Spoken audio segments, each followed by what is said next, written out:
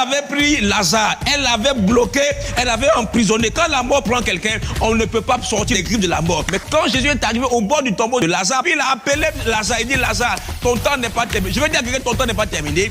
Que cette semaine, des portes s'ouvrent, des portes vont s'ouvrir. Et la parole que je vais libérer est tirée du livre des Actes des Apôtres en son chapitre 12. Le contexte était que Pierre était en prison. Hérode avait déjà fait arrêter Jacques. Il a pu le décapiter. Et puis il a vu que cela plaisait aux Juifs. Alors il a décidé de faire arrêter Pierre. Et il s'apprêtait justement à le faire comparaître. Et certainement pour le condamner et peut-être même le tuer comme il avait fait tuer, comme il avait fait mourir Jacques, le frère de Jean. Et la Bible dit ceci, Pierre devait comparaître. Dieu a envoyé son ange, un ange du Seigneur qui est survenu dans la prison. Une lumière a brillé dans la prison. Et la Bible dit que l'ange a réveillé Pierre. Au verset 8, il dit, mets ta ceinture et tes sandales. Il fit ainsi. L'ange lui dit encore, enveloppe-toi de ton manteau et suis-moi. Pierre sortit et le suivit, ne sachant pas que ce qui se faisait par l'ange fut réel et s'imaginant avoir une vision. Lorsqu'ils eurent passé la première garde, puis la seconde, ils arrivèrent à la porte de fer qui mène à la ville et qui s'ouvrit d'elle-même devant eux. Et ils sortirent et ils s'avançaient dans une rue. Aussitôt l'ange quitta Pierre. Alors Pierre s'est rendu compte que ce qu'il vivait, ce n'était pas un songe, c'était une réalité. En vérité, au verset 10, il est dit ceci. Lorsqu'ils eurent passé la première garde, puis la seconde, ils arrivèrent à la porte de fer qui mène à la ville et qui s'ouvrit d'elle-même devant eux. Ils sortirent et s'avançaient dans une rue. Aussitôt l'ange quitta Pierre. Sur la base de cette parole, je déclare sur ta vie la semaine des portes ouvertes. Que cette semaine, une porte s'ouvre dans ta vie. Pierre était en prison. Hérode l'avait bloqué. Hérode avait limité ses mouvements. Il peut permettre qu'on puisse te limiter et que tu ne puisses pas progresser. Mais il y a un temps où une porte s'ouvre. Cette semaine, des portes vont s'ouvrir. La mort avait pris Lazare. Elle l'avait bloqué. Elle l'avait emprisonné. Quand la mort prend quelqu'un, on ne peut pas sortir des griffes de la mort. Mais quand Jésus est arrivé au bord du tombeau de Lazare, il a appelé Lazare. Il dit Lazare, ton temps n'est pas terminé. Je veux dire que ton temps n'est pas terminé. Que cette semaine, des portes s'ouvrent.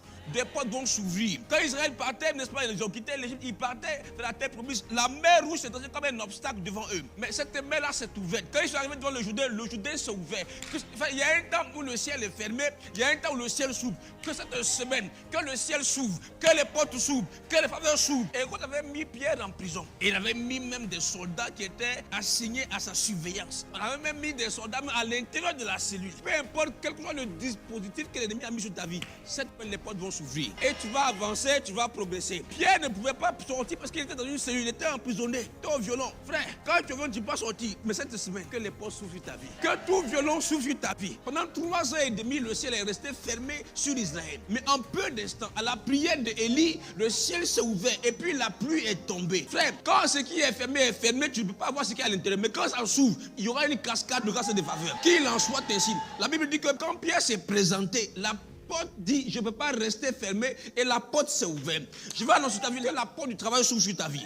Que la porte de la famille s'ouvre sur ta vie. Que la porte de la maison s'ouvre sur ta vie. Que la porte du mariage s'ouvre sur ta vie. Que la porte de la paix s'ouvre dans ton cœur et dans ta vie. Que la porte de la restauration, que la porte de la promotion, elle vient sur toi, ça vient, ça court vers toi et ça ne va pas te rater dans le nom de Jésus-Christ. Que la porte s'ouvre. La porte de l'enfantement s'est ouverte pour maman Sarah, alors qu'elle ne s'y attendait pas du tout. La porte, n'est-ce pas, du changement de situation s'est ouverte pour Méphibosheth. Il se voyait comme un chien mort.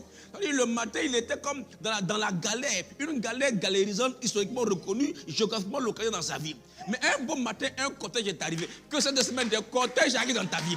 Des cortèges cessent, des cortèges divins arrivent dans ta vie. Je vais te dire, et je l'ai entendu clairement ce matin dans l'esprit, la semaine des portes ouvertes. Ce qui ne devait pas s'ouvrir va donner son fruit. Ce qui était fermé, ce qui était bloqué, barricadé, va s'ouvrir. Jéricho était une ville qui était fermée, barricadée. Personne n'entrait, personne ne sortait. Mais il s'est trouvé un homme qu'on appelle Josué, et inspiré de Dieu qui est venu, qui a fait le tour de la ville. Et comme j'ai fait le tour de la chair ce matin, et quand il a fait le tour de la ville, frère, Jéricho s'est ouvert d'elle-même. C'est-à-dire sans qu'on ait eu besoin de frapper à la porte. Frère, que cette semaine des portes s'ouvrent dans ta vie. Parfois, tu as l'habitude de taper aux portes pour qu'on t'ouvre. Mais ce dont je te dis, tu ne vas pas taper, et ça va s'ouvrir.